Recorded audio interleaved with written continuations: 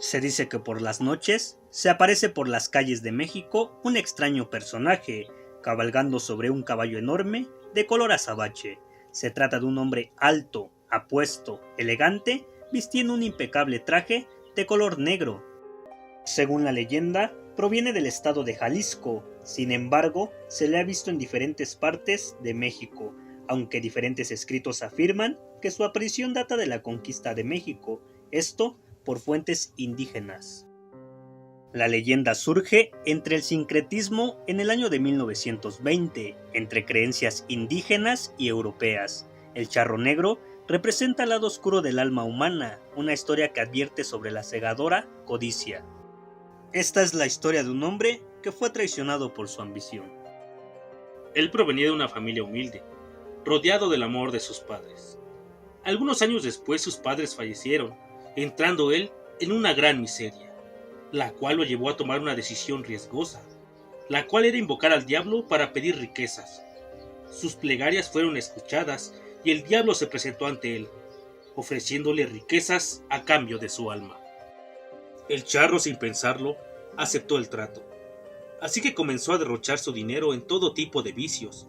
El tiempo pasó y el charro se cansó de todo, y poco a poco lo empezó a consumir una gran soledad, al darse cuenta que no lo querían por lo que era, sino por su riqueza. Cierto día el diablo volvió, recordándole que la hora de pagar estaba cerca, causándole un terror inmenso. Su miedo fue tan grande que pidió al personal de su hacienda poner cruces por todos lados, incluso hicieron una pequeña capilla. A pesar de todo esto, el terror no lo dejaba dormir. En un arranque de miedo tomó su caballo y unas pocas monedas que le quedaban, huyendo por la noche, sin pensar que el diablo se daría cuenta. Este había ido a buscarlo para decirle que esperaría hasta el día de su muerte, pero por su cobardía y miedo decidió llevárselo esa misma noche. Desde entonces, el charro fue condenado a sufrir tormentos en el infierno, esperando solo para cobrar a quienes tienen deudas pendientes, esto con la esperanza que en una noche algún viajero tome su lugar, para poder descansar en paz él y su caballo.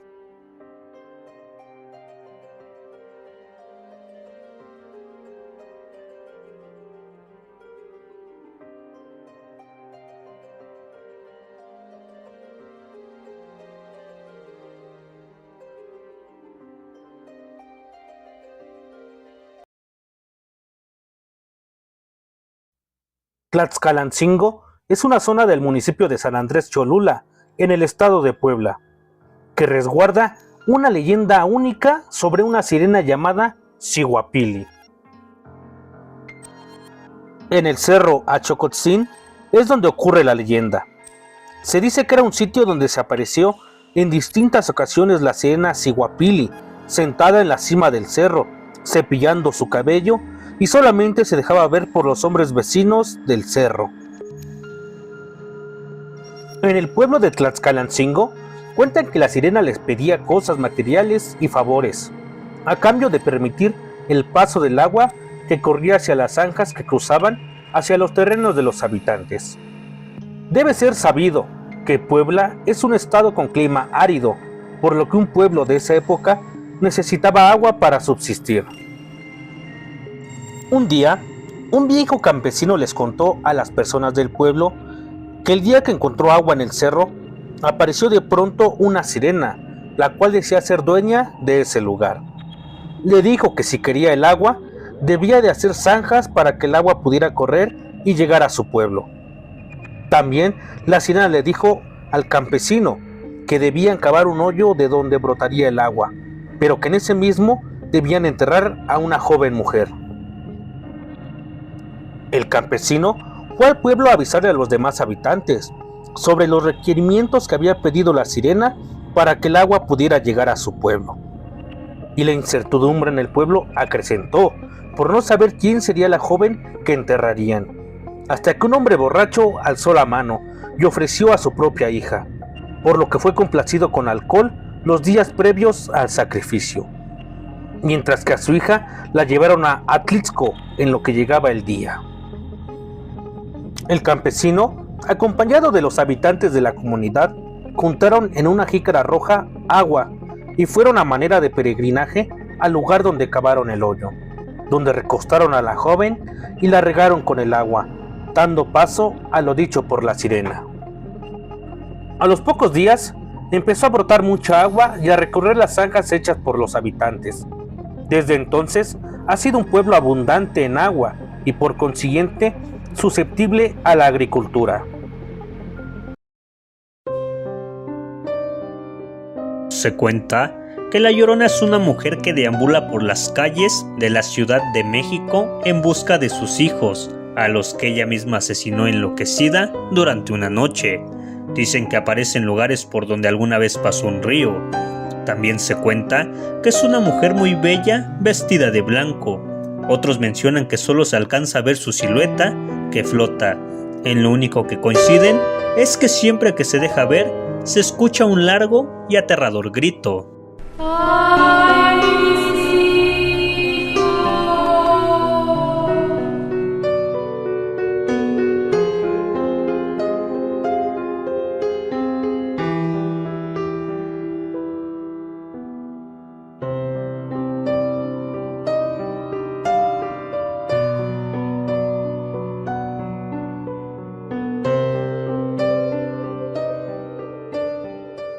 Sobre el origen de esta leyenda hay varias versiones. Una es la colonial, la cual se basa en las crónicas de Bernal Díaz del Castillo, quien participó en la conquista del Imperio Mexica. Se cuenta que una mujer de origen indígena era amante de un caballero español, y cuando ella le pidió formalizar la relación, él se negó porque pertenecía a la alta sociedad.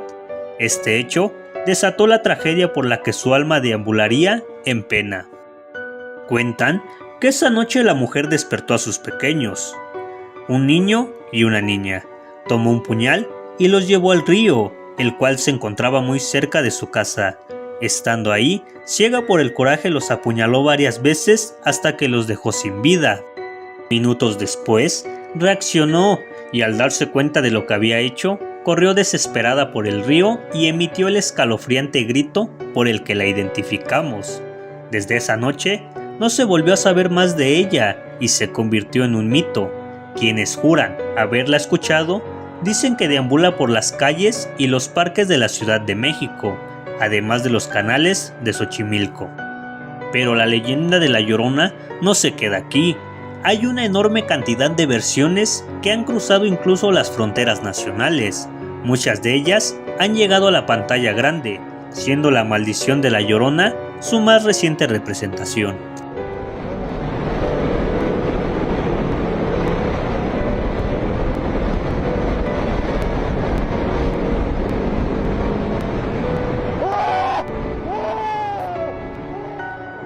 La leyenda de La Llorona es antigua y tiene orígenes prehispánicos, mexicas y mayas, en la forma de diversos personajes con características similares presentes en las cosmogonias y creencias ancestrales de los pueblos autóctonos de América, transmitidos de forma oral de generación en generación, hallándose relatos comunes, pero con diversas imágenes, emblemas y símbolos, lo que le da a la leyenda una rica diversidad cultural.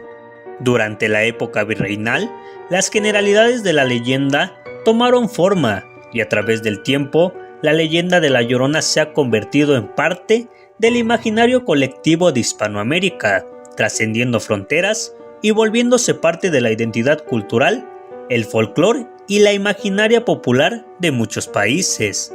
En la actualidad, la leyenda continúa siendo muy popular, desde su origen en México hasta Argentina, así como los estados del sur de los Estados Unidos, con mayor población de habla hispana, como Arizona, Texas y Nuevo México. En el caso particular de México, el personaje de La Llorona es signo de identidad nacional y patrimonio cultural intangible de la Ciudad de México.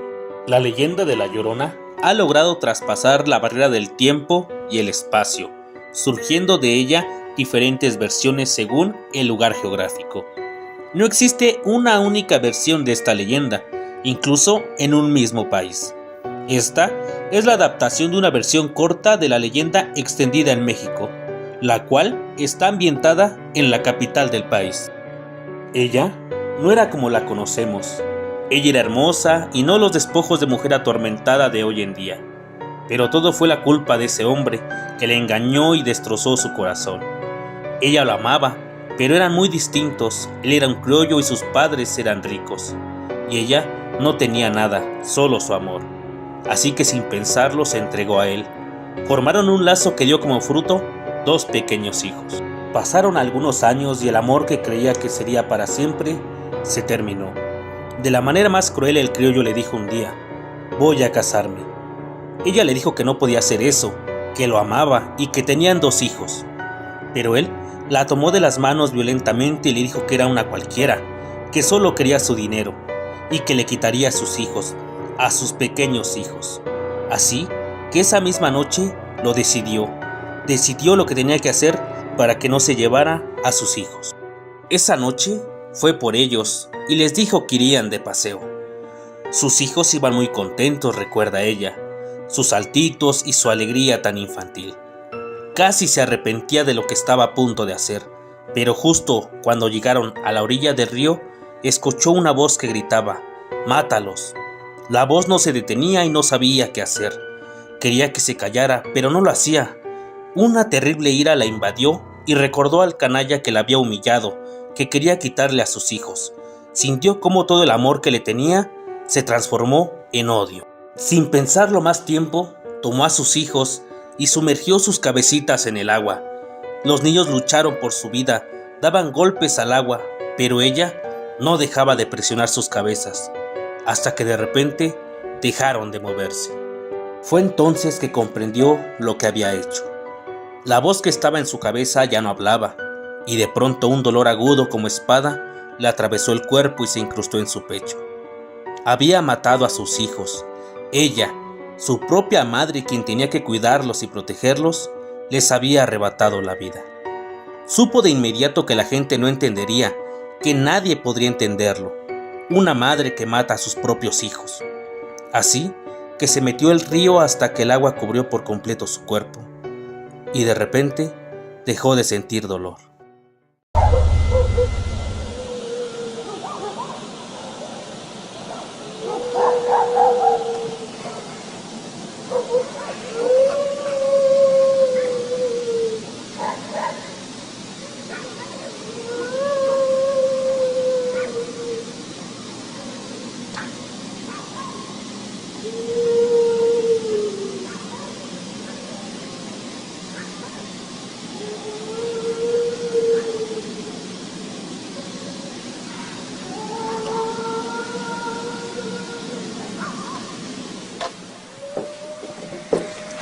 No mames.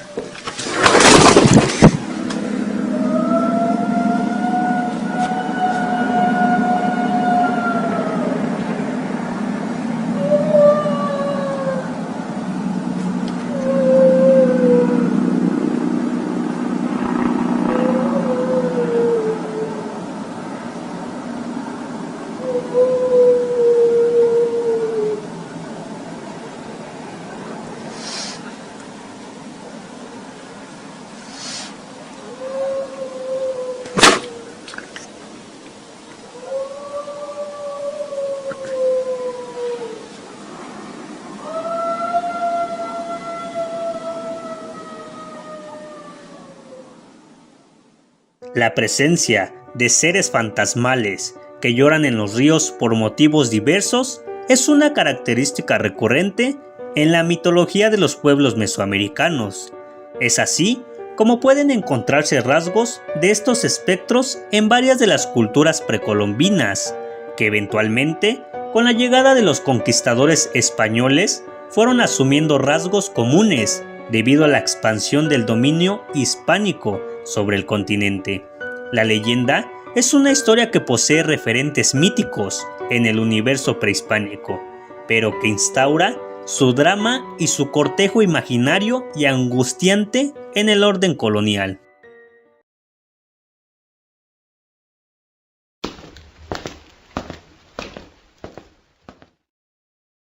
Esta es la historia sobre un pacto macabro que llevó a la desgracia a un hombre y a su familia. Se trata de la leyenda de Juan Ruiz y su intento desesperado por obtener riquezas. Juan Ruiz era un hombre muy pobre, que vivía en el municipio de Amecameca en el Estado de México. A menudo se sentía desesperado por su situación económica, ya que tenía hijos que mantener. Siempre que se emborrachaba, invocaba al diablo para reclamarle por su precaria situación económica.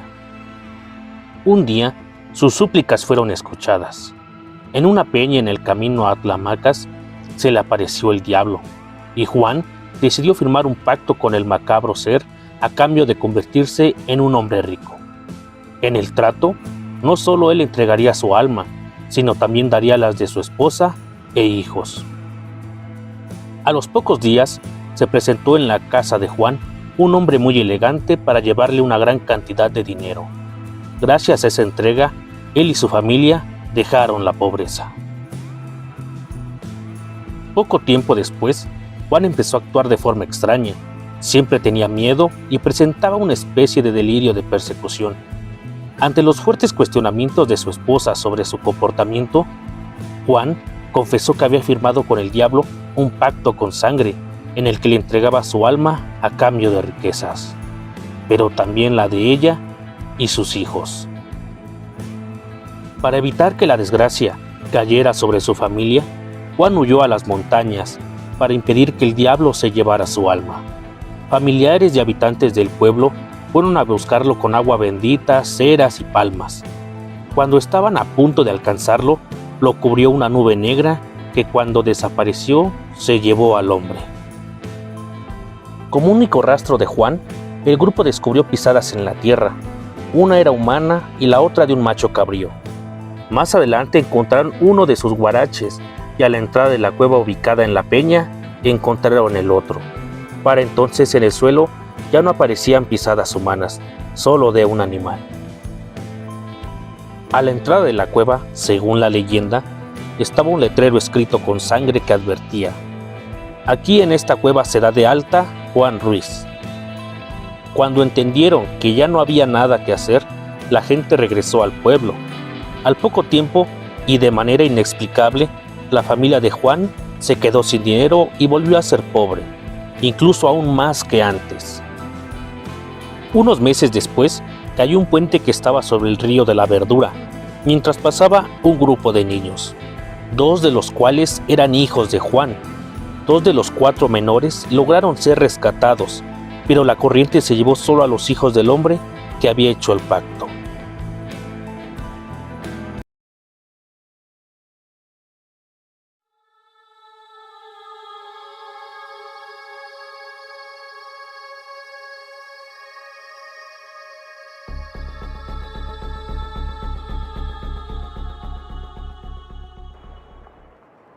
La patasola es una leyenda traída desde Colombia sobre una mujer monstruosa que se caracteriza porque tiene una sola pierna que termina en forma de pezuña.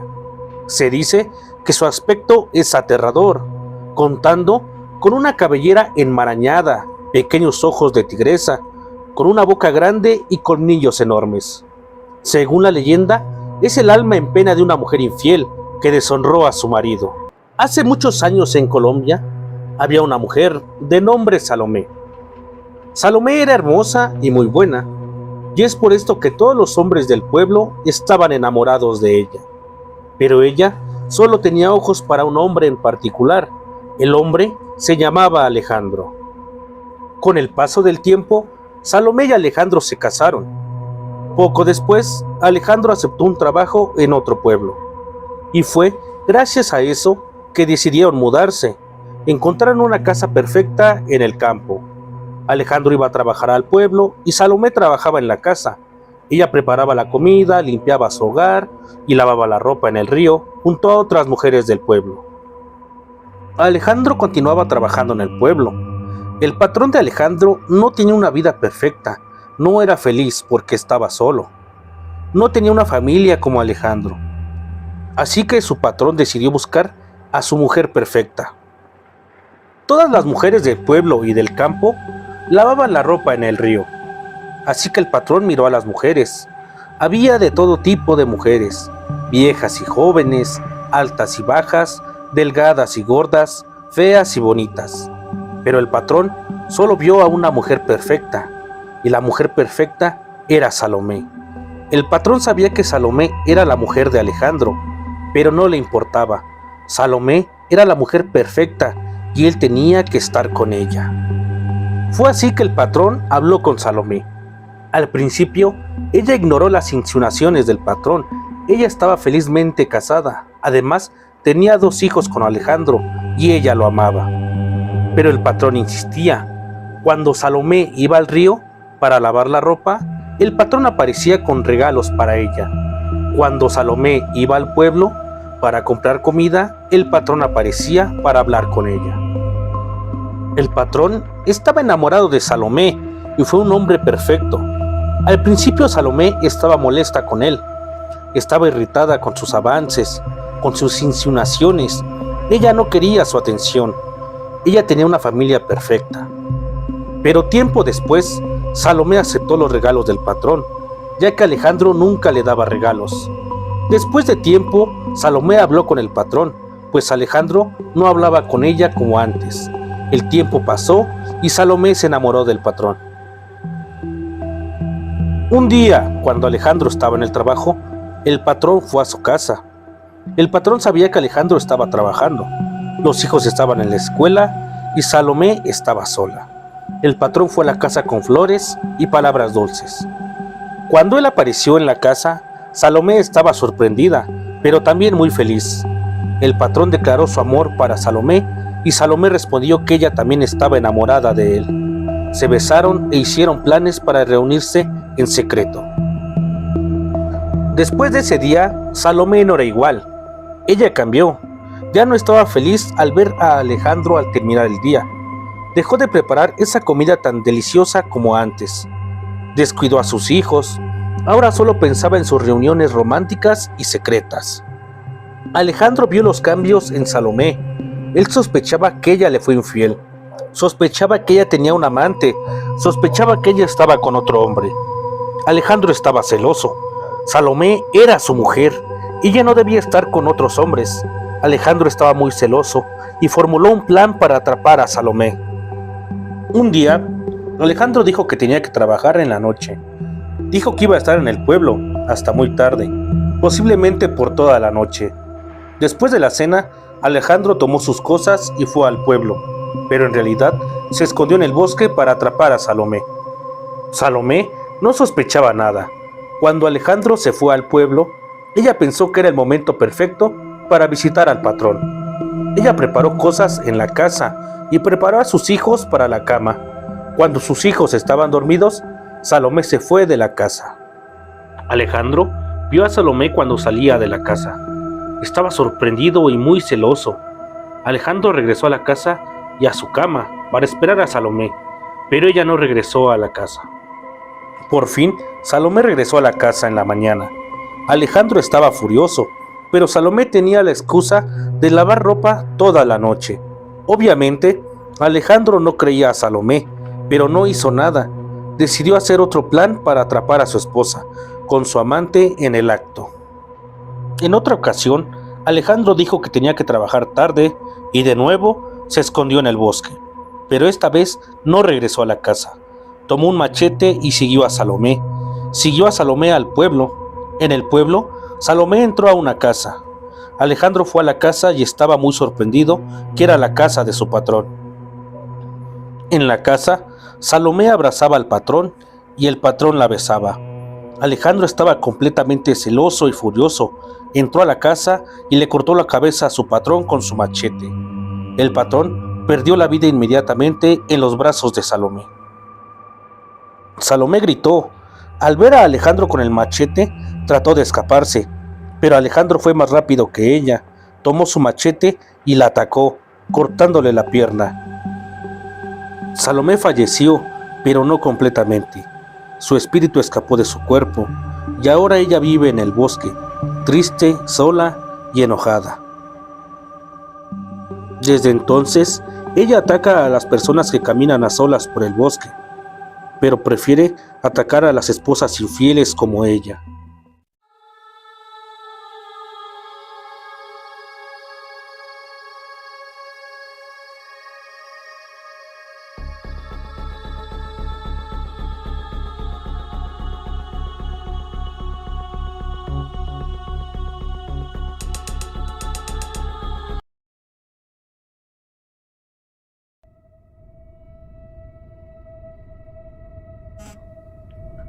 En todo el mundo existen leyendas famosas y muy conocidas, pero hay algo que no hay que dejar pasar, y son esas pequeñas leyendas que narran sucesos de pequeños lugares. Es por eso que en esta ocasión te traemos estas leyendas urbanas aterradoras, que son poco conocidas, pero que cada una de ellas guarda un gran misterio y terror. La historia, según los habitantes de los canales de Cuemanco en Xochimilco, se remonta a los años 50, cuando Julián Santana encontró en el agua el cuerpo de una niña, en las orillas de Suchinampa y enredada entre los lirios. Pese a todos sus esfuerzos, no consiguió salvarla. Después de ese hallazgo, don Julián estuvo atormentado durante las noches por los gritos y lamentos de la niña. Santana dice que el espíritu de la niña quería llevárselo, porque no pudo salvarla. Desesperado, no hallaba cómo hacer que la niña dejara de vagar por el lugar. Así que decidió colgar muñecas para ver si se calmaba. Como dio resultado, se dedicó a colocar a lo largo de todo el sitio muñecas que encontraba en los canales o en la basura. Las muñecas que adornan la isla de las muñecas generalmente son muñecas abandonadas, algunas sin brazos, ojos u otras extremidades. El espíritu estuvo tranquilo mucho tiempo, incluso ahuyentaba a otros fantasmas, por lo que en el lugar se daban buenas cosechas. Se cuenta que a inicios del siglo XXI, el espíritu de la niña regresó dispuesto a llevarse a don Julián. Por eso, mientras el hombre pescaba con su sobrino, sufrió un infarto. Los testigos dicen que probablemente la niña había regresado para terminar su labor. El Estadio Azteca, uno de los recintos deportivos más importantes de México, comenzó su construcción en 1962 con el propósito de ser el escenario principal de los Juegos Olímpicos de 1968. Sin embargo, en torno a su edificación surgen leyendas que sugieren que 2 albañiles fueron enterrados en sus cimientos. La aterradora historia del Estadio Azteca comienza en agosto de 1962 y concluye en 1966, con su inauguración el 29 de mayo de ese mismo año, mediante un partido entre el Club América y el Toribio Fútbol Club de Italia. Este proyecto se distinguió por su techo volado y su perfecta visibilidad desde cualquier punto del estadio. La primera leyenda sobre el Estadio Azteca se remonta a su construcción, donde se dice que varios albañiles fueron enterrados vivos para asegurar la solidez de la estructura, una práctica supuestamente común en el siglo XIX. Otra historia similar es la leyenda de los niños emparedados en la presa de San José en San Luis Potosí. Según las creencias populares, decenas de niños fueron utilizados en la construcción de esta presa para asegurar su estabilidad. Se dice que las almas de los niños pequeños alertarían a los ciudadanos en caso de peligro. La construcción de la presa de San José comenzó en septiembre de 1863 y finalizó en 1907, encargada por la élite de la época para reemplazar una presa de menor capacidad. Según la leyenda, las personas adineradas de la zona pagaron a familias de escasos recursos por los cuerpos de sus hijos sin revelar sus intenciones. Algunos relatos incluso sugieren que los niños fueron enterrados vivos, distrayéndolos con dulces antes de cerrarlos entre ladrillos. Aunque no haya evidencia que respalde esta historia, se encuentran relatos similares en la mitología de la zona sur de la Ciudad de México, como la aparición del charro negro en la construcción de un puente, solicitando sacrificios humanos para garantizar la eternidad de la obra.